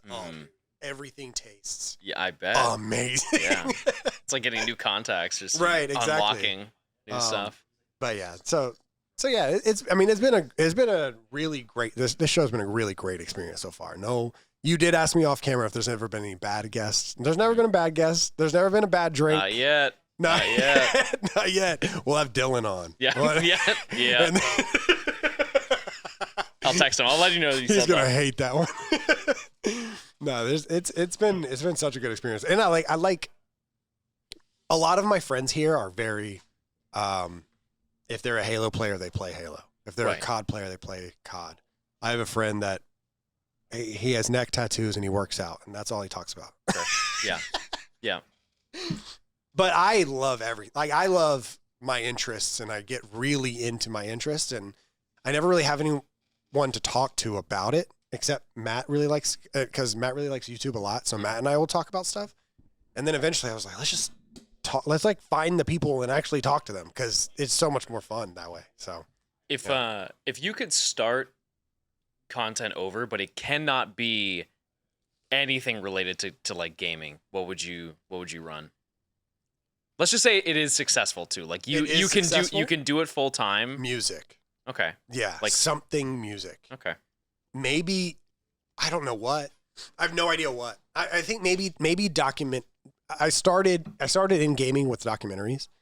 So maybe like some sort of documentaries with music, because I think, I don't know. Do you like music a lot? Yeah. Yeah, absolutely. I think like studio based like documentary clips or like behind the scenes clips of people in studios, whether it's pop artists or rap artists or rock artists. Like, yeah, I think that is so interesting, because it's always behind closed doors. Absolutely. Yeah. So, there are a lot of great videos that just like showcase like rappers exactly in the studio, just like, or like beat production and stuff like that. That like first time, I think there's like the iconic video, the first time Jay-Z hears the dirt off your shoulder, and he's just like immediately, he's like sitting he's like slouching in the chair, like, and he just immediately locks in, and you're like, I know he's thinking of the lyrics. Yeah. That we all know. So I think I actually know the story behind that one. So that I think that specific video that you're talking about, it was Kanye's first time in that studio, and he had to remake the beat for him. What? Yeah. I thought it was. Is that not a Timbaland beat? I thought it was a Timbaland. It is, but I think it was to showcase like he's like, I can make beats, and he's like, okay, we'll remake that one. I could be wrong, but I think that's what that video was. That is crazy. Or there's a second video that's like his exact. Maybe he just reacts that way. That happened at one point. Yeah, I believe so. Yeah. Yeah. See, I would have documented that. Yeah, for sure. I would have been in the studio with Jay-Z, is what I'm saying. That's what you wouldn't take the $500,000. You do the studio with Jay-Z. If you redid it over, would you still go Pokemon? No. My so matter of fact. My the content that I always see, I'm like, man, I can't see a downside to it aside from like the monetary aspect of it. Yeah. Is the food tour videos where they're like, I'm gonna spend a weekend in Vietnam. We're gonna try every street food we possibly can, and maybe it's because I like food. Yeah, you know, but like, but yeah, but it's cool to just see, like, to experience the culture, but also like, you ever seen the channel? I think their name is The World's Greatest Food Reviewer, which is a very bold statement. Yeah, but no, they make videos where they go to like state fairs, and they try every all fried the weird food stuff. Yeah. And then, but here's the YouTube meta, which you will like a lot, is they'll make a bunch of those videos, and they'll make a compilation video, and that's the one that bangs. That's like 2 hours long, and they just go through like 2 months worth of street fair food. And when I watch those, I like to think that this was like one take. It was just one day. Yeah. Oh my! 35 million. Yeah. Yeah. That specific video, and that video is like 2 hours. Yeah. And so an hour and 45 minutes. Yeah. And he just rips through a bunch of fair food and makes millions of bucks just eating. That best ever food review show. See, when it comes to food review, because what I just told you, like I watch almost every aspect of YouTube, but food stuff. Just because, I mean, I would watch this. Yeah. Just because it's insane. And it looks honestly scary at some points. What is he mixing right there in that big bowl? It looks like venom. It looks like venom juice. The remnants of him. Just that Marvel movie leftovers. Yeah, look at that thing. What is that? Yeah, I believe that's a bat. Yeah, I don't remember that episode. I'm gonna be honest with you. So you would be eating that bat? I wouldn't. I feel like we're getting controversial now. Well, let's run it back.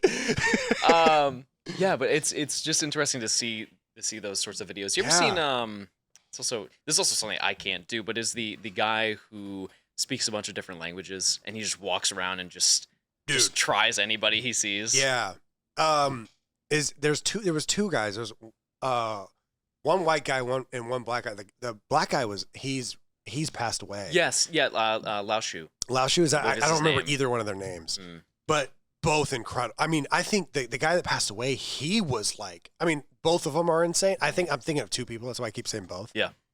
The guy who passed away was insane at it. Like literally flip 5 times in one. He would go up to people that were bilingual, trilingual, and talk to them in all 3 languages. Yep. So crazy. Yeah. He also, I believe, because you're the other person you think of, I think is Zhao Ma. I don't know if that's how you say it, but he's the white guy who from New York, right? Yeah. Yeah. Yeah, I think that if I have the other guy's name right, he also did like courses too, so you could learn from him how he does it. Which I don't know if the other guy does that, but you know, it's still pretty insane that's right. You know, you can see that and be like, oh, I wonder how he's able to do that, and he just so sick shows you how to do it, which is neat. I love it. I'll never learn another language. For a while, I was like, it's something that I want to do. But it's just impossible. I mean, it's like you have to have the mind for it, and you have to basically live with people that also speak that language. Yeah. The dynamic is important. Yeah, for sure. I mean, there are some languages that you can learn that you already know. Like you can learn sign language.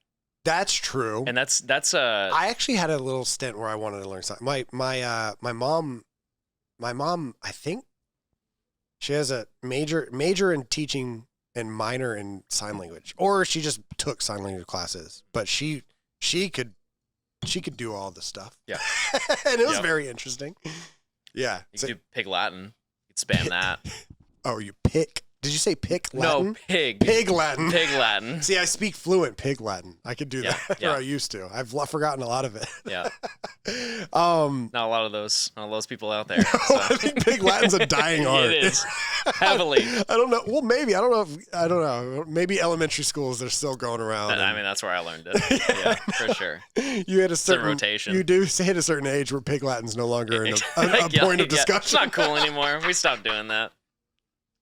We speak English around here. But that's what if you could go out and do it all over again, you'd be a food reviewer that speaks multiple languages. Yes. Yeah. That is awesome. Which is such a high bar. Yeah. Like there's so much learning that would go into that. Say that. You can't just say that. If I could start all over again, I'd think a stock market millionaire. Yeah. Like billionaire, actually. I'd make YouTube videos about how I'm a successful stockbroker. Yeah, I think I'll actually, can I make an amendment? I'll just be a just chatting streamer. Yes. I think it seems like that's the current meta. Unbelievable. And you're like, I've been doing this forever. I just happen to also be catching shiny Pokemon at the same time. Yeah. Has YouTube and streaming and stuff opened up any business opportunities for you? I mean, like brand deals, and stuff like that. Right. Which I'm very hesitant on stuff like that because I think a lot of them are very like mobile game heavy. Not to slander, but it is. You know, there are very few times I've been presented one where I was like, oh, yeah, right, yeah, for sure. Like when the Pokemon company reaches out to me, I'm like, yeah, absolutely, because it's like, that is the. You know, for any content creator, that is the dream sponsor to get because it is your demographic. Yes. There's nobody who's gonna be like, "Ew, why would you promote that kind of deal?" Yeah. The one story that I always tell about the most interesting brand deal I ever got. This was back in 2018. I got contacted by a Chinese agency. They wanted to make a Johnstone TV show. And so they wanted me to be exclusively on Chinese television. So I was going to get my own channel. No, just and I would upload. I would send them videos in English of which I'm not saying that they're not bilingual, but like I feel like that would be a relatively shortened demographic compared to me speaking fluent Mandarin. But that was offered to me. What? I never replied to them, but I was so blown away because they had like they're like, yeah, we're building up this network and we need people on it, and we would love for you to be part of it. You should check in on that network. Yeah. That network might be bigger than YouTube right now. It could be. Who knows? You might have been getting paid I feel like John Cena in the car with the ice cream. You're like, but I only make videos once every 4 months. They're like, we'll pay you 15 So grand. does Marvel. That's a good point. That's a good point. Are you saying that your YouTube videos are the equivalent of No, Iron I'm Man just 4? saying that they make a lot of them, and arguably too many at this current point. That is true. That is true. So you never like thought that deeply into it? Like, have you sold merch? Have you thought about, like, I don't know, like somewhat diving deeper into the business of Pokemon? I guess it's hard to monetize when it's already such a IP heavy. Yeah, thing. I mean, like I've released merch before. That did fine. Yeah, I mean, I've been offered opportunities. Like I've been offered like MCNs and stuff like that, and I turn those down just because there's not. The main drive behind those is offering ads, Right, or gateways to do integrations and stuff like that, and I don't upload enough for that to be worth their time, nor would it be worth my time, and so it's kind of a stalemate in a way. And it's one of those things where I could change my content to reflect that, and in reality I would make more money, but I also don't, in the most respectful way, I make plenty, and I don't need to like worry that hard about that in a way. Which you get different responses on that based on who you talk to, because some people would be like, "Oh, you're a huge idiot for turning those up," or but I think I do a very respectful 50-50 of wanting to chase after the bag in a way, but also stick to what I really want to do at the end of the day. Yeah, that makes sense. So that does make sense, kind of. In a way, yeah. No, I mean, I really appreciate it. I think if I were to, honestly, my serious answer is if I were to do it all over again, I think I would lean more towards what you do. I very much enjoy the challenge heavy content and the you have an end goal and you're not going to stop grinding until you get there. I love those videos. I've done a few of them and they've done pretty damn well. On our channel, we the guys I stream with, we do a video series where we play 100 hours of a video game we've never touched before, and then we just like document it. We tell a story at the end. It's like usually like a 25-minute video, and then it all comes out. And if I could do that every day, man, that would be my dream. And then could come in here and do our podcast, hang out with Matt. Yeah, I mean, could you do it on a smaller scale? Probably. Oh, then 100 hours? Yeah. Well, no, I guess the better question to start with is what would you do? Would it be, because I wouldn't imagine it'd be Pokemon, so it'd be something more related to tangential to what you're doing currently. Yeah. I guess like different, maybe some like every once in a while randomly I'll upload on my own channel, which is the channel that I used to do vlogs in back in the day. And I did a video, it's coming up to 2 years now. Where my buddy with the neck tats that I was telling you about, he used to brag about walking to work, and he lived 3 miles from work. Okay. And he used to brag about it. And I would get a little frustrated with him, jokingly. And I lived 30 miles from work.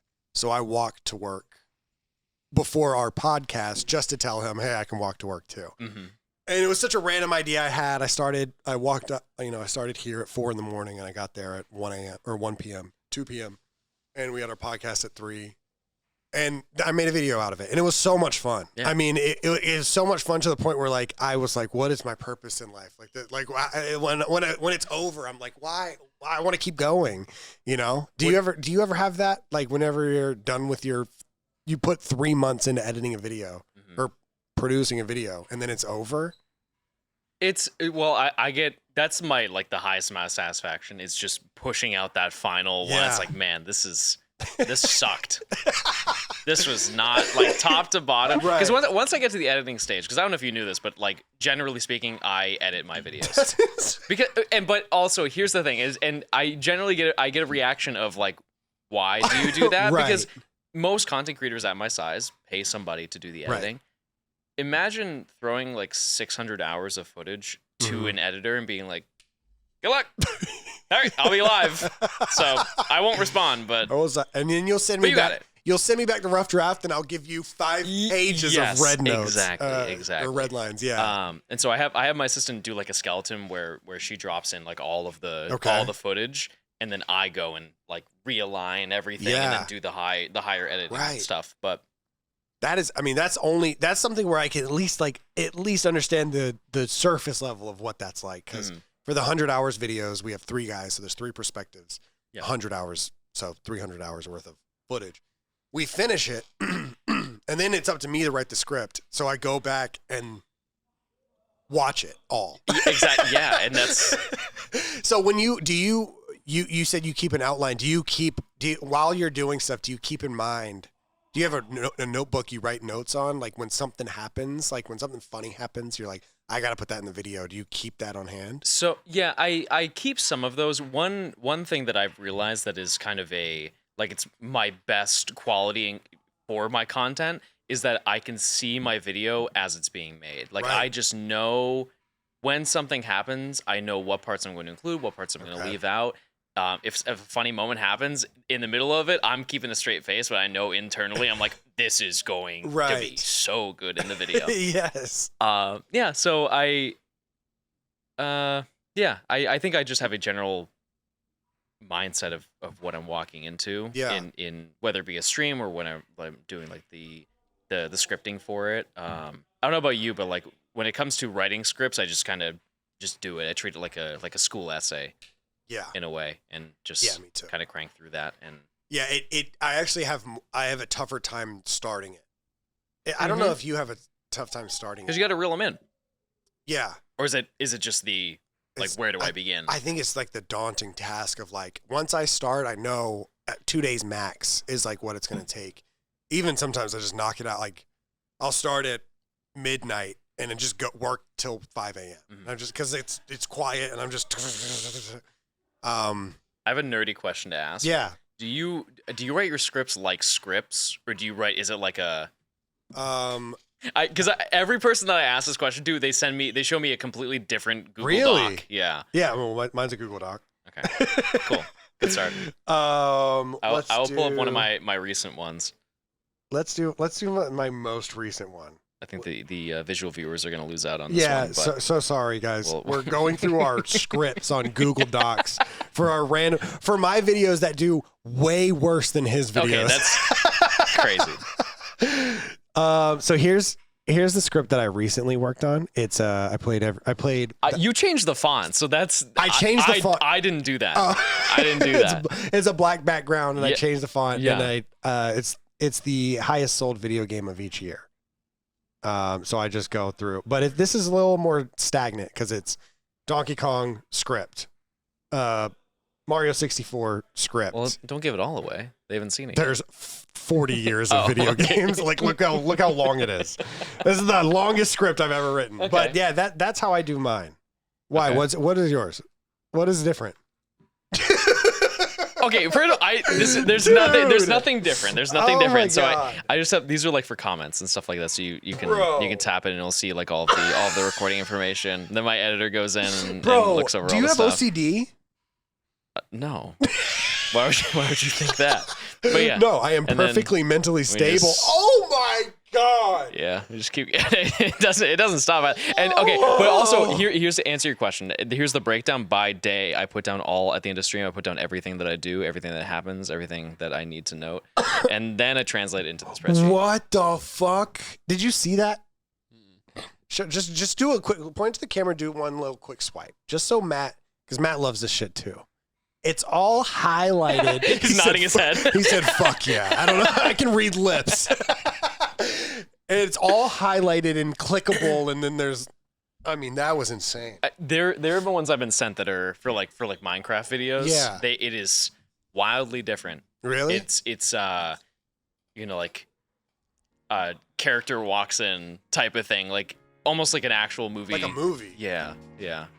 Man. Yeah. I hope you guys have enjoyed that conversation so far. Over on the Patreon, we do continue talking about Pokemon. This man loves talking about shiny Pokemon. We talk about the business of Pokemon. We talk about future videos that he's looking to do, as well as he asked me a few questions as well. It was a lot of fun. It was a great conversation, and we do continue it over on the Patreon. But if not, then I hope you guys enjoyed. We'll see you guys in the next one. Peace.